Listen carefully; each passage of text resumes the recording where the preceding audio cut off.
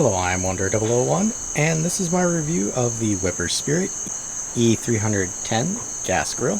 So, one of the first things that you generally do when you get a new house, aside from stuff that you have to fix inside, well, you get a new grill, because, well, we needed a grill. We had a small Colman, which I will link in the upper right-hand corner there, but we decided it was time to upgrade to something a little more substantial, since we actually had room for a grill, and two, that we could actually have a full propane setup instead of having to use canisters.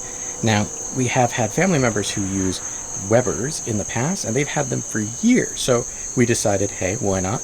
We'll go with a Weber, and we'll upgrade from our little travel Colman. So when we were originally looking for a new Weber, we were debating between this one here and the Spirit 2, similar in every way, shape, and form except for two major differences. There are only two real differences between the Spirit here and the Spirit 2. Well, three differences if you want to think about it. One being that the lid here is much taller than on the Spirit 2, so you can do a turkey in this if you wanted to. That was what we were told. One of the other things is over here on the Spirit 2, the canister would be on the outside. In the original Spirit here, it's on the inside. But there's one other reason that we got it, but that's in there, so we'll talk about that a little later. So what you're looking at here, and pardon the angle because this is as far back as I can go because I'm leaning on a table, you are looking at 45.5 by 52 wide and 24 depth. Now, this is with the lid closed. If you open the lid, obviously you will have more space. Now, let's take a walk over and see what you got. So here, you see there is actually a temperature gauge on the outside of this grill. That's something I actually appreciate, and here I am in shadow there. So this is enamel, so rust resistant, you don't have to worry. The thing with the grill, small caveats are, these wings here, there's one on each side, these do not fold down, so these are kind of permanently affixed to this, so you have to make sure that you have space for something like this. You also have 3 utensil hooks on either side, so that gives you a total of 6. Up here in the front, you have this plastic, and we're going to try and get out of the sun, so plastic handle, and it just has a little accent piece there. That's not actually metal. Now, this does get a little warm, even though it does have a lot of clearance from the actual cooktop there. So we're just going to open that up so you get an idea of what we're looking at inside. So here you can see that's the temperature, and then enamel inside. You've got a top warming rack, and then your actual grill surface. So what you're looking at with your primary cooking area right there is 424 square inches of cooking space, and your warming rack up there is 105 square inches of cooking space, giving you a total of 529 square inches of cooking space. Now, I left it exactly as it was after we did our last grill session on here, only because I wanted you to kind of see that you obviously do get dirt here, but I want you to see like kind of the grease on the bars and how that looks. Now, you will notice that these are the flat side of the grill, so these do flip over, and they have more of a V-shaped grill, and they're spread out a little more. But this is nice because you have a nice flat grilling surface if you wanted to. In fact, the thing that we grilled yesterday, or the other day, was actually pizza. We did pizza dough on the grill. Never thought I'd do that. So down in here, you have 1, 2, 3, 4, 5 flavor bars is what they're called. So what those actually do is they cover up the actual heating portion, the fire that comes out. So this prevents any drippage from getting onto your actual bars where the fire is, and that's where you get your flare-ups from. So that was kind of cool. They call them flavor bars apparently because what happens is, you know, drippings hit it, smoke, and ooh, flavor. To me, that just makes it easier to clean and not have to worry about, you know, burnt ends on my fire elements. Now, you can see somewhat of a difference, and again, the lighting's really bad, and this is really greasy, so I don't want to touch it and the camera. But that has heat under it, so that's where fire comes out, and this one does not. So you can see there is a color difference there. Now, the box itself, you know, again, we've been grilling quite often, a heck of a lot more than we have been when we were in the condo with our small little grill. So that is what we're looking at. And in fact, why don't I roll in some of the things that we've cooked on here, because you know, you don't do a review of a grill without actually having like some sizzling meat. So, meat montage.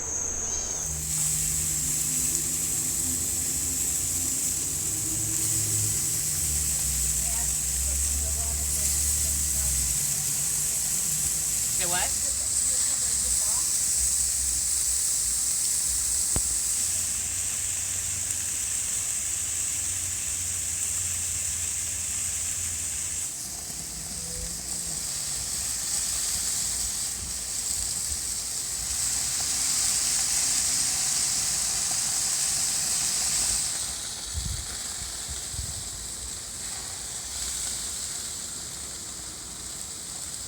Now we're just going to come back and close this up, and it is a very hefty lid, so there's a lot of weight behind that. I do like that.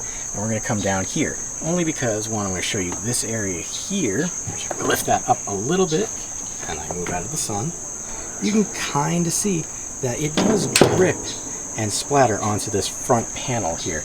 So, and that's the other thing why I was mentioning the sides. You can kind of see that's stainless steel, and that's stainless steel. So even if you keep this covered, when you're using it, you're gonna get like some dirt, and you're gonna have to keep up with that if you don't want it looking like I have right now. So coming down here, we have our electric starter, and then 3 actual zones of heat. So the way this works is you would turn this after your propane is on, which is hidden here.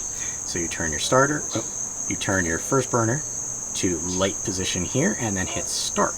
And then what happens is you just chain each of the burners over. Now I will say that despite having this weird picture on the front of it, not a fan of that, but these are rather substantial and responsive knobs, so I do like that. Now, coming down to the cabinet, this is again the difference between the Spirit 2 and the Spirit here. So again, closed cabinet, kind of like that. It does have these ventilated sides on either side, which I do appreciate. My one concern is I've seen a lot of reviews where people said that this area rusts out, which is why I got a cover. I'll show you that a little later. I'm hoping that that kind of prevents that from happening. I can't guarantee it, but I'm hoping, because it's all painted, so I don't see why it would rust out unless you just left it out to the elements. So we'll see. I guess it also depends on where you live. But coming back to the cabinet, we're going to open this up. And here you are going to see your fuel tank here with a little cutout. So you do have a cutout there to prevent it from sitting up too high, because it also, we come in here and hopefully it's not dark enough, but we have a little gauge that the tank sits on to let you know. So there we go. See if I shift it, how much is left in the tank. So that's kind of neat that you have that feature. Again, Weber is the first place that I saw this. Over here on the left, you have your igniter. Now that is operated by a single AA battery. It is recommended that you change that every year to prevent oxidation or corrosion of the battery. So for me, every 4th of July before, I'm going to change that out. And here you've got your matchstick light. For those that wonder what that chain is, it also has an integrated drip pan shelf here, and it does have the little tin drip pan, but we just kind of covered it in tin foil to kind of extend the life of the drip pan, so we don't have to go and buy a bunch of disposable ones. Now, the big difference between the Spirit 2 and the OG Spirit here, and the reason we went with it, is this here. This is another drip pan. So we lined this with tin foil, again, try and make it easy cleanup, because we did let it drip into here once originally, and while it's easy to take out and clean, if we can just get away with that, we might as well. Coming back up to the top here, looking down in there, camera doesn't want to really focus, but what you're looking at is down through the bottom of the grill. So what it does is all the drippings that you would have had to scrape out and clean out, they go there. So you don't have to take that out and clean it. That was one of the main reasons that we went with this instead of the Spirit 2. Now, the Spirit 2 is $50 cheaper. So the question is, are those features worth it for you?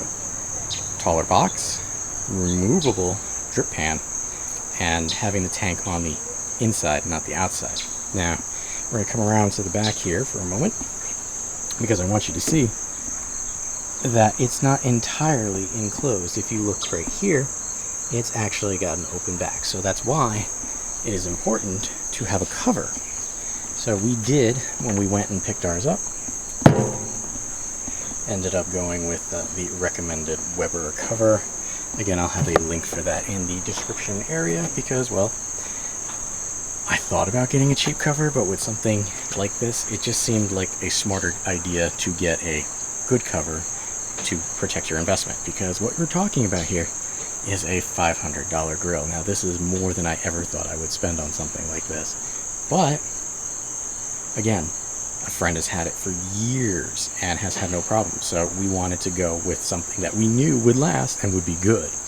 Now, there's some things to also consider, and that is registering your grill. I know it seems like an odd thing to do, but if you don't register it, there's a lot of things that won't be covered in the future. So if you do register your grill, which I highly recommend, you get a 10-year warranty on the lid assembly, which means no burn through or rust for 2 years, which is something separate than the lid assembly. The cook box is good for 10 years, no burn through or rust for 2 years. Porcelain enamel cast iron cook grate, so inside there, will be good for 5 years. Again, no burn through or rust. Porcelain enamel flavorizer bars, which I still think is a weird name, good for 2 years. And all remaining parts, good for 2 years. So, all in all, even though it is an expensive grill compared to, again, my Colman, which I've used in my condo, we have actually grilled on this in the few months that we have had it here than the entirety that we grilled on the Colman that we had in our condo. While the grill is a very large size, it is semi-mobile with these wheels. It's got 4 of them, one in each corner, and the front ones do lock. So not only does it give you a somewhat mobility option, you also have stability once you actually get it where you want and lock it into place. Now, one other thing. I don't normally do this, but when I find a local retailer that I really like and appreciate, I throw the, little something at the end here. So if you are anywhere near Nanuet, New York, I would recommend checking out Country Gas Service Inc. It looks like a hole in the wall. It is hard to find. You might even drive past it. But, one, the grill was the same price as a big box store, so think of it that way. And two, this is a place that Hank Hill would love to work at. Think of it like that. These people, before I even told them I was going to buy a grill, you go in there, you get an education, and that is an important thing. One other thing to consider, they do deliver, but no extra price. They assemble your grill for you. So that was another thing that I was reading. One of the things that people didn't like about this grill, it took about 3 hours for somebody who's never done it to assemble. And I mean, several people said it took 3+ hours to assemble. So, free assembly, education, same price as a big box store. They also sell you propane. So if you need tanks, which I did, they sell you that too. And they'll refill your tanks.